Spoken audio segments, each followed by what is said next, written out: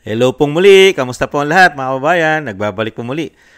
Si Kamanong po dito po sa Tambayang Makabayan para po magkomento po sa inyo. Samahan niyo po inyong lingkod. Magandang umaga po muna, tanghali, hapon, gabi. Madaling araw po sa atin lahat. Sana po nasa maayos po tayong kalagayan mga kababayan. Ito po, komentuhan po natin mga tambay. Ito pong pahayag ng kapatid na si Ating, kapatid ni Ading mga tambay at pinsan po na speaker ay nagpahayag po. At meron po siyang patama sa kanyang pinsan na tinatawag na ginagawa raw pong bonjing. Binobonjing daw po ang impeachment ng kanyang pinsan na tinatawag na tambaluslos ng Vice President. Ang tanong, bakit wala kang gawin?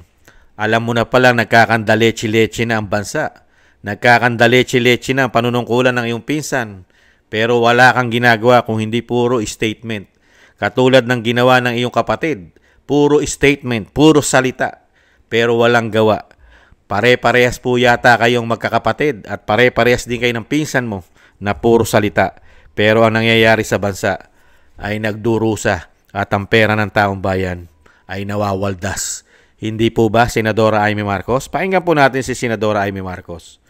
I vote a resounding yes. Sa hinaba-haba kong pagsisilbi sa Kongreso, sa 12 taon na nanilbihan kami, ang trabaho ng kongrestista sa pagkaalam ko ay maging kinatawan ng kanilang distrito o kanilang sektor. Bakit naman ngayon ay naging tagabantay na lamang sila ng humihiyaw na dambuhalang sanggol? Ginawa ng bonjing na armas ang impeachment. Ang dating para sana sa kaayusan ng sistema, ginagawang pampagulo, panakot at sandata laban sa mga kinaiinggitan, kinaiinsecuran ng mga lulong sa kapangyarihan. Galangin naman natin ang Korte Suprema. Huwag tayong umastang Supreme Court, Supremest pa. Wala namang ganun ah. Sa mga kapatid kong senador, paano tayo magiging dakilang mambabatas kung tayo mismo ay hindi susunod sa batas? Ang boses ng Korte Suprema ay boses ng konstitusyon. At kung sino man ang sasapaw sa boses na ito ay isa lang ang tono, ambisyon. Kaya naman, mag-move on na tayo. Magtrabaho. At huwag konsintihin ang isang spoiled na bonjing. Huwag nang busugin ng pabor. Huwag nang pumayag dahil may pabuya. Huwag tayo magpalaki ng buwaya, baby pa nga ang tawag, lulong na. Sa mga mahal kong kongresista, may suggestion po ako. Ito suggestion lang naman, Huwag niyong masamain. Kesa inaatupag ninyong palitan ang pinili ng taong bayan, binoto at minahal. Bakit di nyo nalang palitan ang tao, kayo naman lang ang pumili? Ayaw paawat ng iba sa kakaflex. Ano kaya kung yung speaker nyo na lang ang paltan nyo? Kaya nyo yan. At dahil dito, bumuboto ako ng malakas na oo. Nakita nyo ba mga tambay, nagsalita na naman po ang senadora mga tambay. 3 taon na po yan. 3 taon na rin po ganyan ang senadora, puro patama, puro salita, pero walang aksyon. Mga kabay, wala naman po aksyon, puro salita. Katulad po ng ginawa niya investigasyon. Yung ginawa niya investigasyon sa dating Pangulong Duterte. Sa Senado, hindi naman niya po kinukuliglig at hindi niya na po hinayaan na lang po niyang matulog sa ombudsman yung ginawa niyang pag-iimbestiga ng kanyang committee dito po sa ginawang kidnapping sa dating Pangulong Duterte. Wala na po, hinayaan na lang po niya matulog na matulog. Hindi po ba? Hindi na po niya kinalampag ang ombudsman. Mga kabayan, hanggang ngingas kugon lang. Hanggang umpisa lang, pero walang natatapos. Ganyan po ang nangyayari po sa pamilyang ito. Ngayon, binabanata naman niya. Binabanata niya mga kapwa niya senador. Mga may ambisyon, politikal. pakinabang, katulad ng sinasabi niya sa kanyang pinsan na tinatawag na tambaluslos at tinatawag na buhaya. Pinangalanan niya na buhaya at bonjing pa ngayon. Mga kabayan, nakita niyo po itong pamilyang ito. Ibang klase itong pamilya na ito, mga kabayan. Sila-sila. Yeah. Sila-sila. Naghahampasan ng buntot. Lahi sa lahi. Dugo sa dugo. Puro po may sablay. Walang magandang ginagawa sa bansa natin itong lahi na ito. Sila-sila po nagsisiraan eh. Inilalabas po ang kanilang baho. Anong paglilingkod po ang makukuha natin sa mga taong ito? Sa mga politiko na ito? Itong pamilya na ito? Pamilya Marcos at pamilya Romualdez umano. Anong pakinabang natin dito? Sila-sila mismo. Sila-sila nagpaparatang, nagbibintangan. Di ba? Direktang sinisiraan ang bawat isa. Di po ba? At malalaking pakinabang pa ang sinasabi. Nakita niyo po, saan kukunin yung mga pakinabang? Mga kabayan, saan kukunin yun? Di po ba sa taong bayan? 3 taon? 3 taon hinayaan mo lang Senadora Amy Marcos, parang kapatid mo. Para ka rin kapatid mo, Senadora Amy Marcos pala. Bago nag-inspeksyon ng kanyang mga proyekto, 3 taon. Magkapatid nga po pala kayo. Iisang dugo pala kayo, Senadora Amy Marcos. Lumipas ang 3 taon. Ngayon mo lang naisipan na palitan ang speaker. Sa mga ginawang katarantaduhan at kabalbalan nito, na ikaw na rin mismo nagsasabi sa kawalang hiyaan ng iyong pinsan. Grabing mamuliti ka gamit ang pera ng taong bayan at may panunuhol pa na sinasabi mo at tinawag mo pang buhaya. Ganyan din ang iyong kapatid. Ang pera ng taong bayan, hinayaan niya lang malustay at maubos at maibulsa ng mga magnanakaw na mga politiko. At kasama pa yata siya ron umano.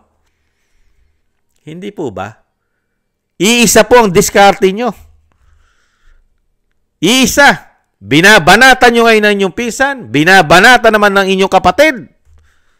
Ang mga sinasabing magnanakaw sa gobyerno, lalong-lalo sa pera ng flood control, na hindi bababa sa 1 bilyon o 1 trilyon. Humigit kumulang na 1 trilyon ang hindi maipaliwanag kung saan napunta. Ganyan din po. Puro salita. Puro salita. Di po ba, Senadora? Ano po mahihita ng taong bayan? Ang pamilya nyo'y puro palpak. At ngayon sasabihin nyo magtrabaho na. Tigilan na ng impeachment. Wala naman talagang kalatoy-latoy ang impeachment. Ginastusan lang ng pera ng taong bayan ang impeachment na walang kalatoy-latoy, pamumulitika. Inubos lang ang pera ng taong bayan sa walang katuturan. At karamihan pa ng pera ay napunta sa mga bulsa nila dahil sila lang naman ang nakikinabang dyan sa impeachment na yan.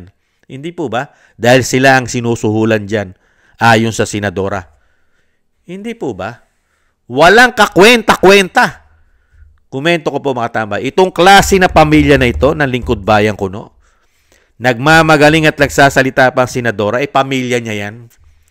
Magkakasama sila riyan. At iisang diskarte nila. Magsasalita lang sila pagka ipitan na. Pag maiipit na at lulubog na ang bangka nila, kanya-kanya na po silang salba. Isasalba na nila ang kanilang sarili sa pamumuliti o sa politikal. Di ba? Isasalba na nila sarili Katulad ni BBM. Katulad ni BBM, sinasalba niya yung sarili niya sa korupsyon ng flood control. Isinisisi na sa mga magnanakaw na politiko. At ganun din po ito. Yung impeachment po, isinisisi na rin po ngayon sa kanyang pinsan na magnanakaw umano at buhaya pa na tinatawag niyang buhaya, si Bonjing.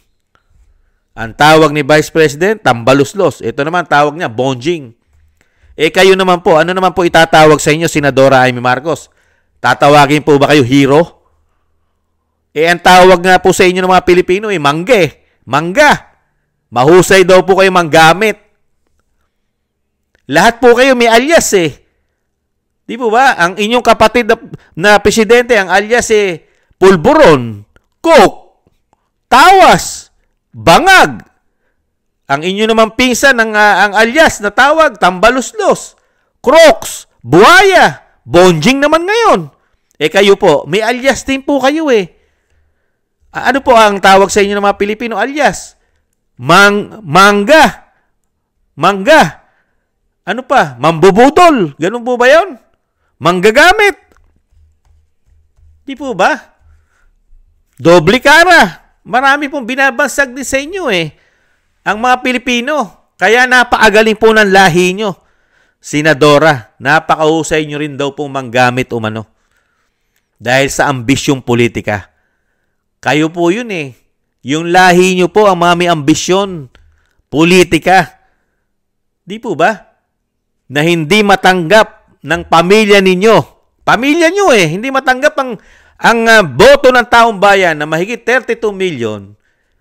Ipopolitika lang po ng ilang congressman na 200 plus para pabagsakin at tanggalin ang mandato ng mga Pilipino dahil sinasabing kurap ang Vice President. Samantalang kayo lahat ang kurap umano. Nasa inyong pinakamalaking korupsyon na ayaw nyong tutukang imbestigahan.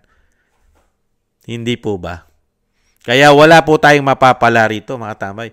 Kahit po banatan ni Senadora Amy Marcos, ang pinsan niya na tinatawag niyang Bonjing at etong kapatid niya, mananatiling Pangulo ng ating bansa, hindi po titino ang Pilipinas at hindi po makakabangon sa kahihiyan ng Pilipinas at hindi makakabangon sa ekonomiya ng ating bansa at hindi makakabangon sa pagtaas at napakamahal na gastusin natin buwan-buwan at napakataas na bilihin at hindi makakasurvive sa bulto-bultong volume na dumadami na naman ang gumagamit ng pulburon at pumapasok na pulburon at dumadaming krimen, lumalakas na mga kaliwa.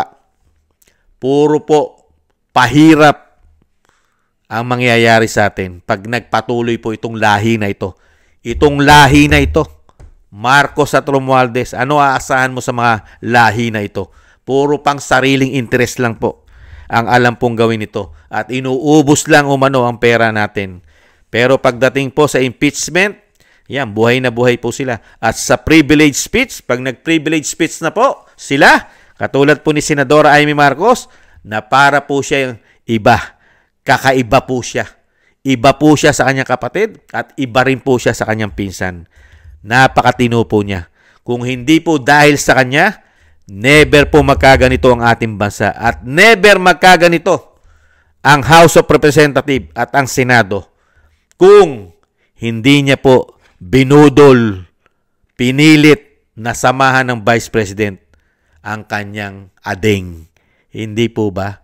Sa kanya po kasi lahat nagmula, nagumpisa. Kaya po nagkandaleche-leche ang ating bansa.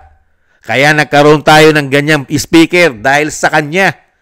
Siya ang tumutok ng tumutok para mapapayag ang Vice President na maging Vice President na kanyang ading. Di po ba? Mismo ang dating Pangulong Duterte gustong patakbuhin presidente yan. Si Sara. Ayaw lang niya. Pero sa pagiging sinasabing kaibigan daw po ni Senadora Amy Marcos ang Vice President, napapayag.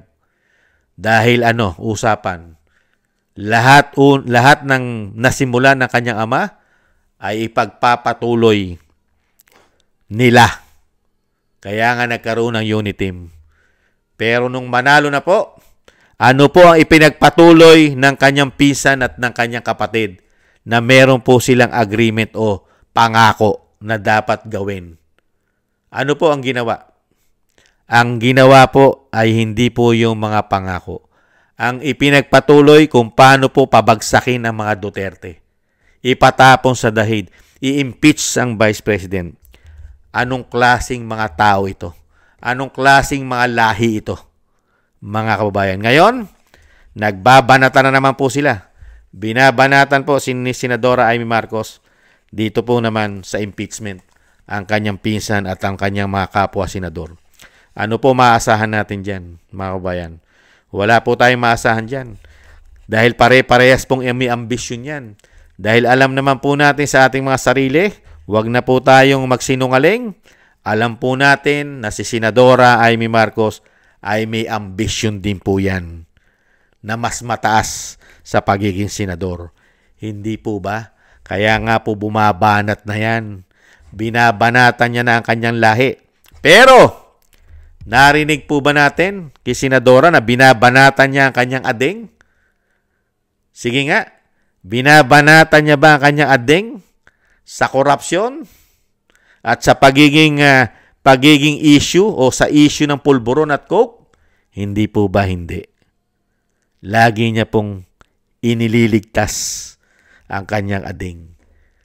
Dinadala niya po ang issue sa iba at lalong-lalo po sa kanyang pinsan na dapat doon ang sisi. Lahat ay isisi sa kanyang pinsan. Ang tanong, matutuloy po ba ang impeachment kung walang approval ng Pangulo ng kanyang ading? Hindi na po bobo, tanga at gago ang mga Pilipino. Hindi po ba, mga kababayan? Maraming salamat po, mga kababayan.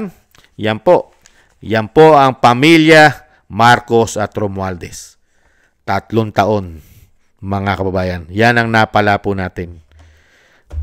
Sila ngayon na nagkakagatan at naghahampasan ng buntot para po sa mga ambisyon politikal. Ganyan po talaga, mga kababayan. Pagka nabudol ka na, sinaksa ka pa sa likod. Napakamalas natin.